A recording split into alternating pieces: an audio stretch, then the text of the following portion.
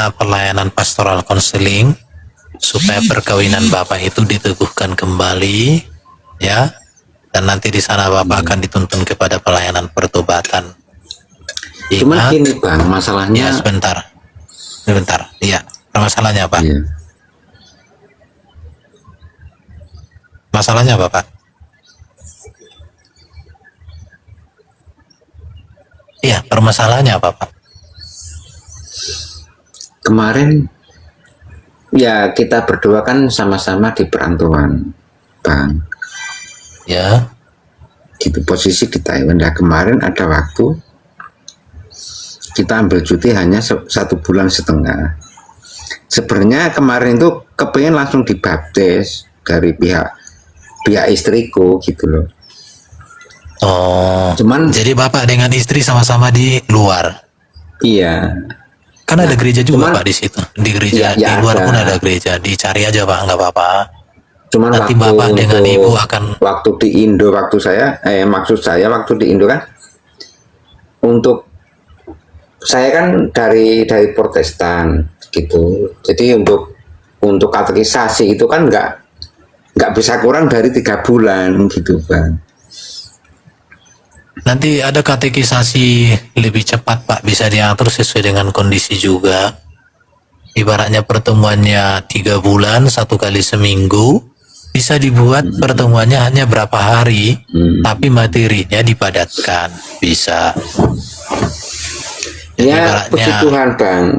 Sedangkan saya dari kecil dia dilahirkan dari rahimnya orang Kristen. Setelah saya beri masukan gini-gini dari ke istri, mungkin ya dia juga bisa menerima, hatinya juga terbuka gitu untuk menerima Yesus. Oke. Ya puji Tuhan.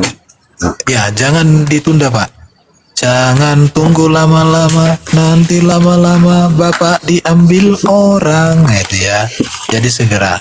Enggak. Jadi sekarang sudah pokoknya ada waktunya, langsung sekali aja. Yesus tetap Yesus. Iya. Gitu. Jadi nanti jumpai aja pendeta Pak ya, gereja terdekat, minta pelayanan pastoral konseling. Ya kemarin juga saya bimbingan. juga Ya. kemarin juga saya minta doa sama Bang JP juga. Iya. Iya di luar Pak. Ya Di terima luar kasih itu lah pasti ada untuk gereja semua ya. Tetap semangat. Apologet, tetap yes. Teman-teman apologet yang sudah mendoakan untuk keluarga saya, untuk istri saya, untuk mengenal Tuhan Yesus. Iya. Rap Kapak mau sampaikan apa tadi? Mau ngomong dirimu?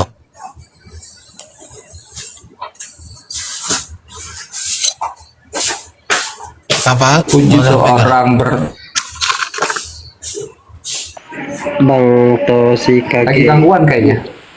itu di mana ya di ayat yang ditampilkan tadi Bang ya? Gimana? Tentang apa? Tentang Yesus menciptakan Adam. Kolose pasal 1 ayat 16 itu bacanya dari ayat 14 sih sebetulnya ya. Jadi itu konteksnya tentang Yesus ya, karena di dalam Kolose pasal 1 dari ayat 14 sampai 16.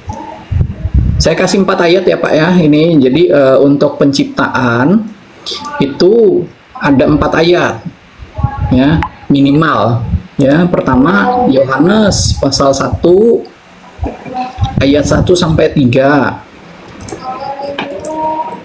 ya.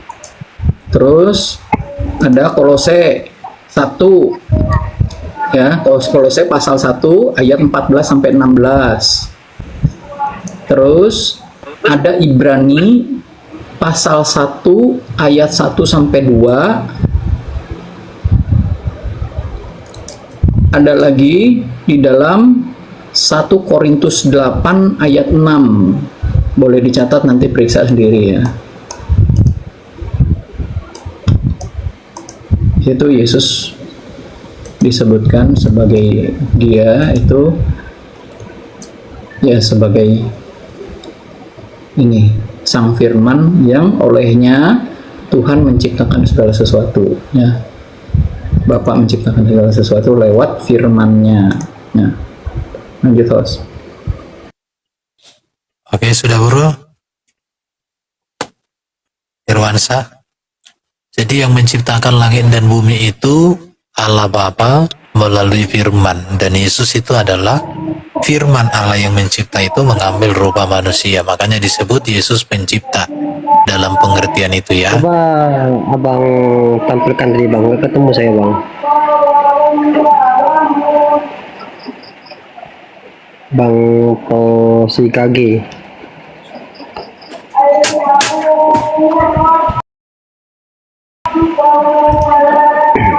Halo.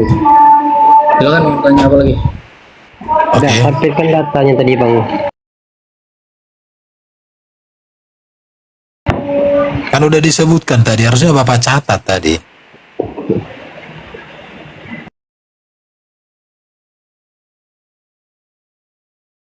Saya nggak ketemu nih.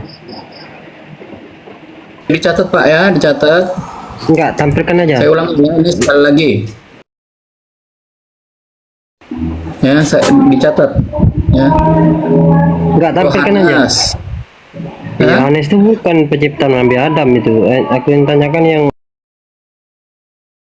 Loh kan segala Yesus yang sesuatu. menciptakan Adam.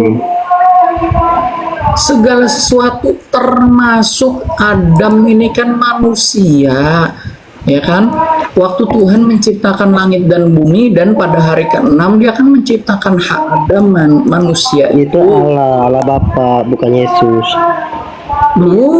Di mana Allah Bapa itu? Saya Ini, coba kan tampilkan data yang ciptakan alam Loh, itu kan semesta. dari tadi saya udah sebutin 4 ayat. Otakmu di mana?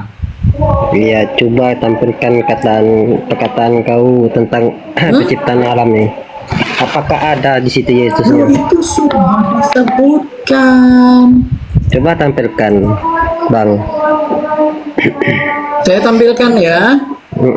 Ada gak Kalau di situ udah Yesusnya? ditampilkan jangan muter lagi ya. Tenang aja, saya gimana Bang? Orang-orang itu udah saya bertanya aja gini loh, dulu. saya jelasin sama kamu, saya ini udah berusaha pelan banget, udah ngomongnya ini udah dilambat-lambatin. Orang-orang lain itu udah sampai putaran ke-8, udah 8 lap, kamu masih belum belok. Aduh. Saya tampilin ya. Ini tadi saya sudah tunjukin dalam Yohanes pasal 1 ayat 1 sampai 3, Kolose pasal 1 ayat 16. Saya tunjukin di dalam Ibrani pasal 1 ayat 1 dan 2 sekarang ya. Ini loh, kamu baca. Allah berfirman dengan perantaraan anaknya. Setelah pada zaman dahulu kala Allah berulang kali dan dalam berbagai cara berbicara kepada nenek moyang kita dengan perantaraan nabi-nabi, maka pada zaman akhir ini ia telah berbicara kepada kita dengan perantaraan anaknya yang telah ia tetapkan sebagai yang berhak menerima segala yang ada. Oleh dia, anaknya, sang firman, Allah telah menjadikan alam semesta. Ini Ibrani pasal 1 ayat 1 dan 2. Sekarang saya tunjukin. 1 Korintus, saya belum selesai. 1 Korintus 8 ayat 6. Saya bukain, kamu jangan nyerocos ya. Nih, 1 Korintus 8 ayat 6. Namun bagi kita hanya ada satu Allah saja, yaitu Bapa yang daripadanya berasal segala sesuatu dan yang untuk Dia kita hidup, dan satu Tuhan saja, yaitu Yesus Kristus, yang oleh Yesus Kristus segala sesuatu telah dijadikan, dan yang karena Dia kita hidup. Ada 4 ayat ya.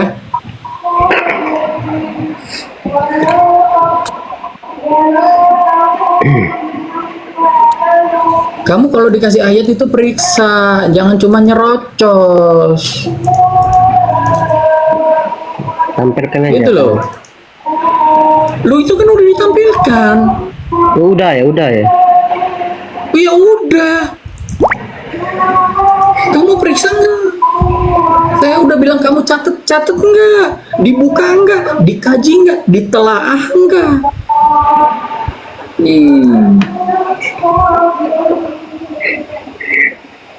Yang kutanya tadi, Yesus menciptakan semesta, Bang. Itu kan tadi saya sudah tunjukkan Ibrani pasal 1 ayat 1 dan 2. Bang baca lagi. Kamu nggak bisa baca ya. Kamu pura-pura umi ya. Nanti kamu ngaku-ngaku nabi dan rasul terus minta kawin sama bocil. Ini loh. Ya jangan kebiasaan ngaku-ngaku nabi dan rasul itu. Udah Ini loh nih ya. Ini jangan ngaku-ngaku umi ya. Nih, Udah framing abang nih. maka pada zaman akhir ini ia telah berbicara kepada kita dengan perantaraan anaknya yang telah ia tetapkan sebagai yang berhak menerima segala yang ada oleh dia, oleh anaknya sang firman Allah Oke. telah menjadikan alam semesta, alam semesta, alam semesta, alam semesta, alam Dia menciptakan anaknya. Allah menciptakan anaknya untuk alam semesta, Bang. alam Bukan semesta, yang kita alam semesta, alam semesta. Ya, yang bagus ya. Jadi tadi kan udah kita jelaskan Allah Bapa menciptakan segala sesuatu oleh firman-Nya. Nah, Allah Bapa kan, Bang? Yesus Bukan itu, Yesus. Yesus itu adalah firman yang olehnya Allah menciptakan segala sesuatu menjadi manusia. Jadi kodrat keilahian Yesus itu adalah pencipta, yaitu firman. Karena firman Allah dengan Allah itu satu, tidak terpisah. Kodrat keilahian Yesus itulah yang olehnya Allah menciptakan segala sesuatu yang ada di alam semesta ini. Itu kan udah dijelaskan, jadi kamu hanya berpolemik. Sebenarnya kau udah ngerti. Bukan tubuh manusia Yesus itu yang dimaksud, tetapi keilahian Yesus sebagai sang firman lah yang menciptakan. Karena segala sesuatu diciptakan Allah oleh firman. Paham ya? Jadi supaya kamu jangan mutar sana mutar sini. Enggak, Sudah itu bukan dijelaskan. pertanyaan aku tadi, Dan, Bang. dan kamu Cuman dan kamu nggak memanggil Allahmu dengan panggilan Bapa. 12 sampai 29 tahun. Jawabannya nggak ada, Bang. Kalau saya bisa jawab, kalau saya bisa jawab, kamu Sekolah berkata, dulu, ya. Tuhannya masih sekolah dulu. Di umur Enggak, 13 sampai saya 29 jawab. masih sekolah Ini dia. yang ngoceh, Irko tolong diturunkan ya. Iya, ngoceh, itulah tolong maksud diturunkan aku, dulu Bang. ya. Oke, diam Saya kamu, diam jawab kamu. ya, saya jawab ya, saya jawab ya, saya jawab ya, saya jawab ya, saya jawab ya, saya jawab ya. Dan kalau Tuhanmu saya sekolah. bisa jawab, kalau Oke, saya Riko, tolong sekali host, lagi ya, saya ingatkan Riko, ya. tolong diturunkan dulu host ya. Kalau Riko kamu ini ngacau. masih buka Riko, Iya, main iya, turun. oke, sip, Riko ngacau nih, senangis. Riko ngacau Sip, nih, Riko Riko, ngacau nih ya. tenang aja, Riko. Aku cuma bertanya sama tolong Riko. turun ya. Tenang, Riko. Riko kalau Biar- masih biar ngacau, dia tolong menjawab, diturunkan. Riko. Saya jawab pakai data. Kalau memang saya di jawab pakai Kristen data. itu Kalau saya Yesus bisa adalah jawab firman pakai data. Allah, berarti Kalau saya bisa jawab pakai sejarahnya data. lengkap. Kalau saya bisa jawab pakai data. Kalau saya bisa jawab pakai data, kamu murtad dari Islam ya. Kamu murtad dari Islam. Udah, langsung aja fokus ke jawabannya, bro. Saya ini, Bang. Oke, Pas saya kamu jawab. Bang, mana, Saya Bang? jawab. Saya jawab. Kamu Iya, jawab, butuh jawaban nggak? Kamu Jawab butuh aja. jawaban nggak? Kamu Jawab butuh aja, jawaban jawab nggak? aja, Kamu butuh Bang. jawaban Jangan nggak? protes Kamu juga. butuh jawaban nggak? Kamu butuh jawaban nggak? Kamu nanya butuh jawaban nggak? Kamu nggak Kalau jawab. saya jawab ya Riko ini kamu belajar dulu nih ya kamu tadi bilang Yesus itu sekolah dulu Yohanes pasal 7 ayat 15 sampai 16 ya saya baca saya bukain data ya. Ini sudah menjawab pertanyaan kamu dan ini salah kamu ya. Yohanes pasal 7 ayat 15. Maka heranlah orang-orang Yahudi dan berkata, bagaimanakah orang ini mempunyai pengetahuan demikian tanpa belajar?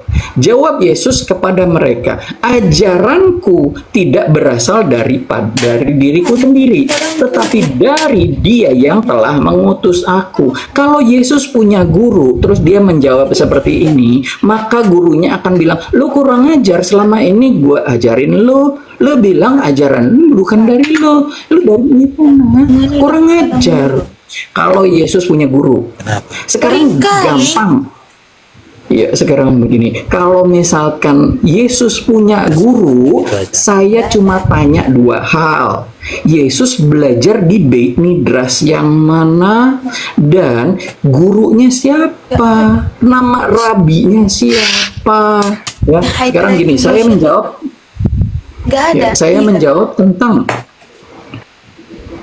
menjawab tentang Yesus dari umur 13 sampai 30 tahun dia kemana. Matius pasal 26 sampai ayat 55, di sini Yesus berkata begini.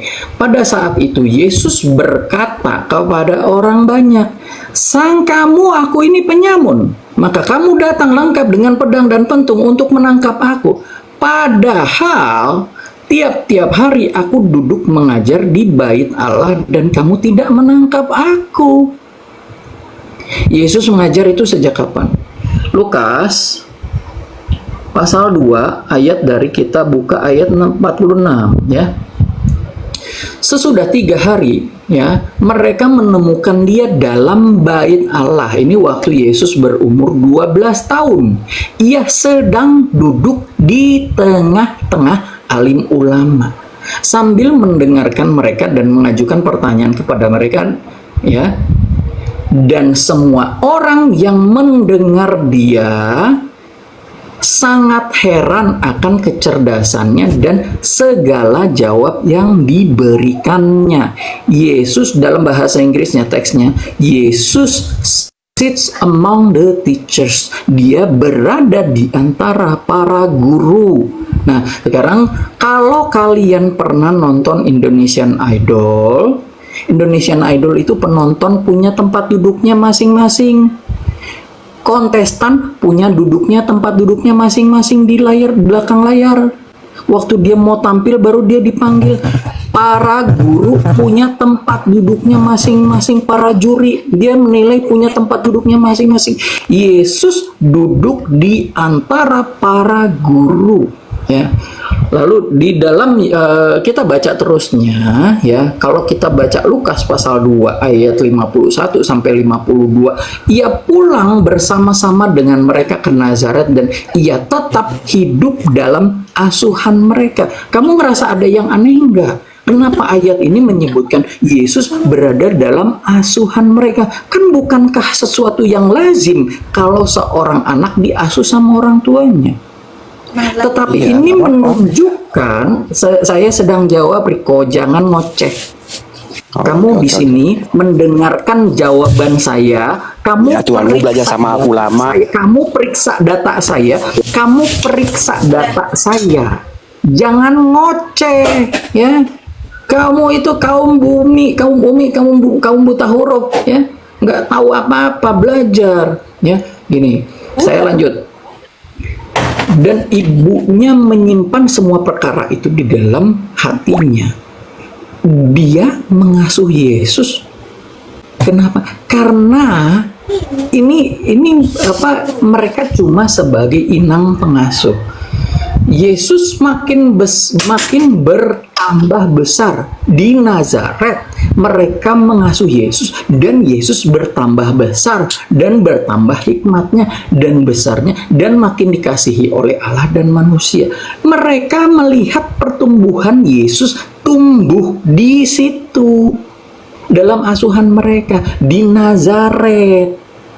Jadi kalau Yesus umur 12 sampai 30 tahun itu ada di mana? Di Nazaret, dan dia selalu datang ke bait Allah untuk mengajar. Kita udah baca Matius 26 ayat 55-nya. Yesus mengatakan, "Tiap-tiap hari aku duduk di bait Allah dan mengajar." Ya. Kalian baca. Ya mungkin kita tanya aja apa yang dilakukan oleh Nabi Isa dari 12 sampai 30 tahun, coba. Kau jawab dulu yuk. Siapa ini? Mungkin lebih lengkap data Quran tentang Nabi Isa, coba.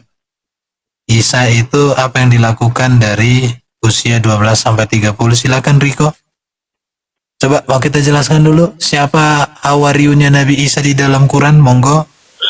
Apa saja ajaran-ajaran Nabi Isa di dalam Quran Ya, selama ya, 33 tahun dia? Jadi Silakan. ya, saya ajarin, Coba. saya jelasin ya. Silakan Faktanya ya. Tuhanmu belajar Oke. sama ulama, bukan sama pendeta. Sudah dijelaskan. Itu Oke satu ya. Itu Oke, satu. kamu Jelasin. tamat kamu ini sekarang. Ini saya mau jawab. Belajar. Kamu sudah Yesus tamat. belajar. Saya mau jawab. Kamu kena blokir. Ini saya mau jawab. Riko. Selesai. Kamu udah selesai. Riko. Selesai, udah hilang dia. Hilang. Ya.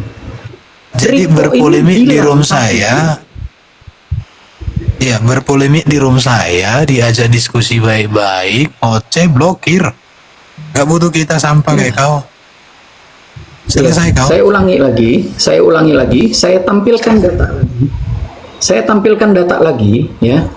Sesudah 3 hari, ini Lukas pasal 2 ayat 40. Sorry Bang, ini tolong di-mute dulu ya, Yoni Sweater, ya. Sesudah 3 hari, mereka menemukan dia di dalam bait Allah. Ia sedang duduk di tengah-tengah alim ulama sambil mengajukan pertanyaan kepada mereka, ya. Dan semua orang yang mendengar Yesus sangat heran akan kecerdasannya dan segala jawab yang diberikannya. Kalau dia belajar, dia tidak menjawab. Dia mendengarkan.